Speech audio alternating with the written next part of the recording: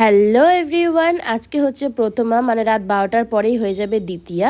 তো হঠাৎ করে রাত 10টার সময় আমরা প্ল্যান করেছি যে 12টার মধ্যে আমরা বেরাবো, যাবো হচ্ছে কল্যাণীর ITI ঠাকুরটা দেখতে। তো সেই মতনই কিন্তু আমরা সেজে গুজে সবাই মিলে বেরিয়ে পড়লাম। এই যে গাড়িতে করে যাচ্ছি, অনেকে মিলে গেছিলাম তাই গাড়িতে করে গেছিলাম। তারপর ওখানে নেমে পড়েছি, অনেকটা হেঁটে যেতে হয়, গাড়িটা অনেকটা আগে রাখতে হয়, তো সেই মতনই হেঁটে হেঁটে চলে এলাম। আর এই হচ্ছে এই বছরে কল্যাণীর ITIয়ের প্যান্ডেল। ভীষণ সুন্দর করেছিল প্যান্ডেলটা, খুব সুন্দর, মানে কি বলবো, আর চোখ সরানো যাচ্ছিল না।